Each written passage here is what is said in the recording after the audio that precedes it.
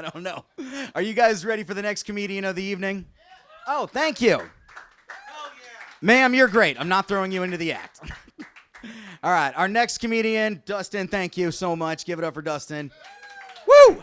Thank you. Our next comedian, I legit met at wrestling school.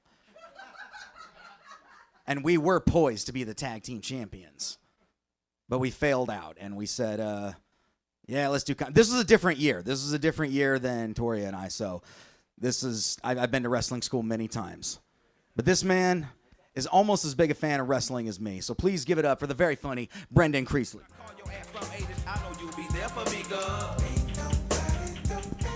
Hell yeah, give it up for Brandon, give it up for Heather, give it up for the Joes, and give it up for Cody, I guess. I do love wrestling because I'm on the spectrum. It's on all the time. It's the best thing in the world. There's no off season. There's like, between AEW and WWE, there's like 18 hours of wrestling a week. It's great. It's so much to keep up with. And as a spectrum-y dude, it's amazing. Also, I'm a proud sad boy. Where my sads at? Come on, it's Portland. Yeah, I'm a proud sad boy, not to be confused with a sad proud boy. Because they should be sad.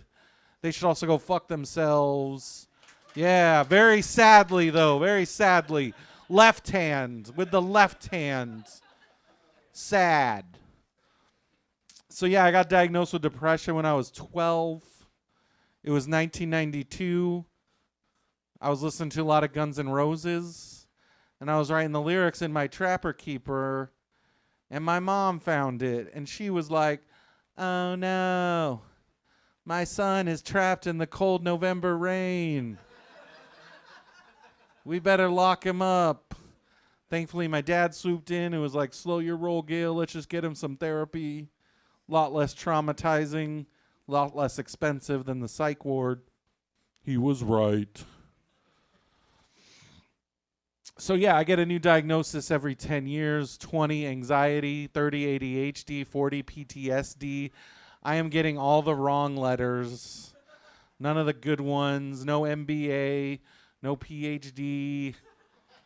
I just use a lot of THC. Yeah. That's how I cope with all this shit. That and shame. I even got diagnosed with Asperger's once, as I told you. I am on the spectrum. So I got diagnosed with Asperger's, and the guy had me take a test. The doctor, that guy. Just some guy. Just some guy I met. No, it was a doctor, and he was like, take this test. And then he's like, oh, dude. You're right on the bubble for this, but you have so much other shit going on because I just got diagnosed with anxiety. And I was dealing with depression. And he's like, you have so much shit going on, we're going to table this for now. And that was 20 years ago. So, and then it's like they removed Asperger's from the diagnostic manual. Some of you are shaking your heads like, I know this. Because that dude was a fucking Nazi. Fuck Asperger's. Fuck Dr. Asperger. This kid's running around, I'm an Asperger's kid. It's like, no, you're not. You don't want to know what happened to those kids. It's fucking history. Fuck Asperger's. You're on the spectrum now. Whoop-de-doo. Have you met Portland comedians? Most of us are on the spectrum. A lot of neurodivergence out there to get up on this stage.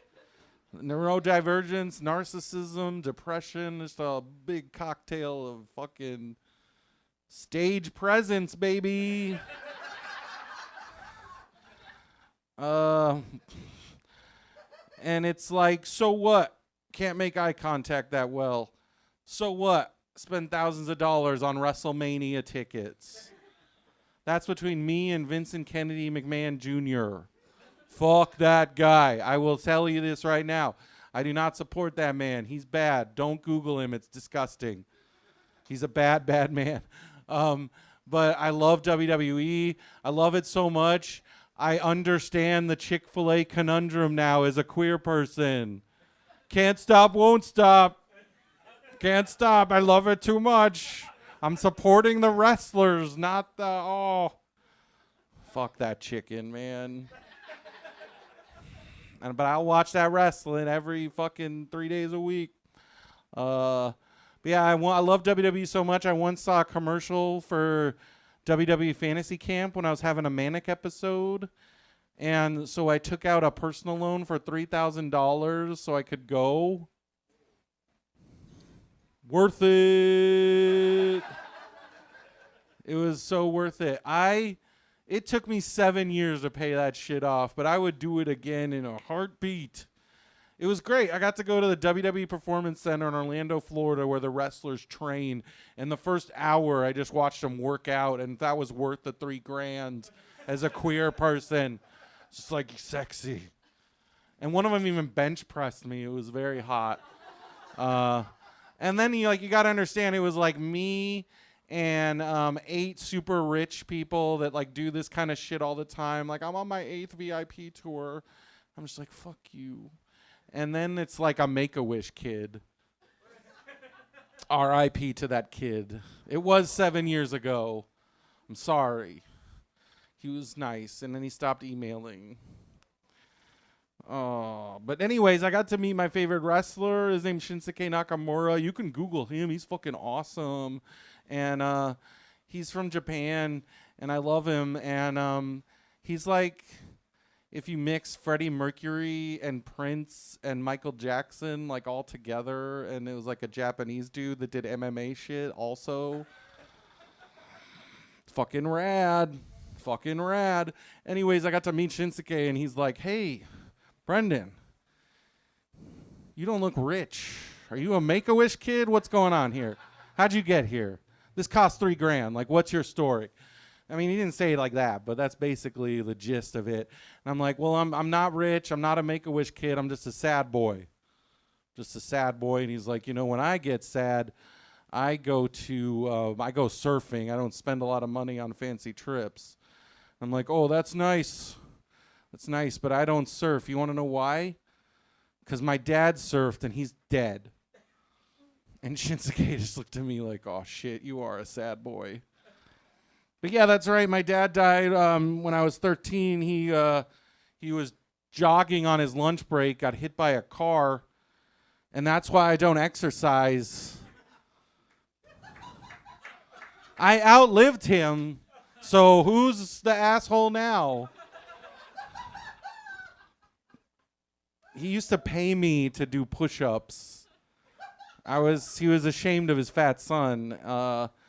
He was a military man, and yeah, it's a lot of shit, a lot of trauma.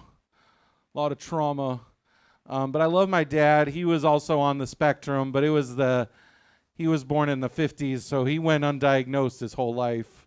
But there were the signs. He had a lifetime membership to the San Diego Model Train Museum. He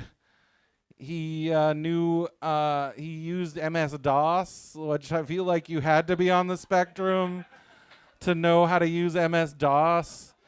And he used Unix, like when Unix was like fucking even more crazy. And he was an engineer. And yeah, he also fucking we collected baseball cards, and we spent, and this is in 1985 dollars, we spent at least $5,000 on baseball cards on 50-cent packs. Yeah, that's how serious my dad was. But yeah, Father's Day just happened. Any fathers here? Fuck Father's Day. Bleh. I was always mad because it conflicted with my birthday. Because my birthday was on June 18th. I just turned 44. Yeah.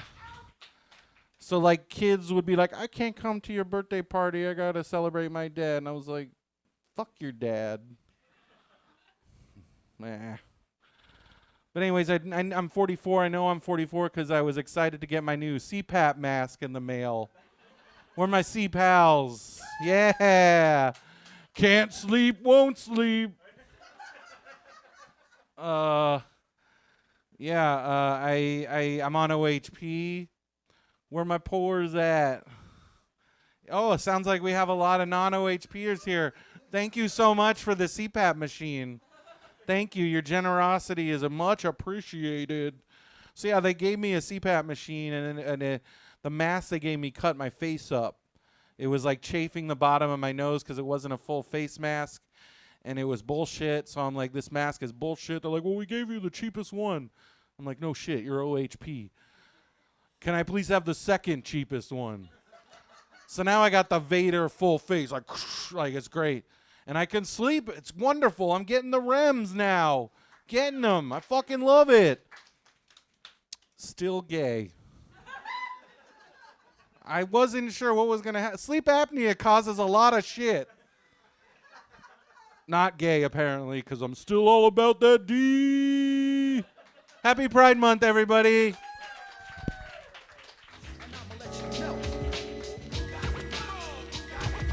Keep it going for Brendan Creecy, everyone.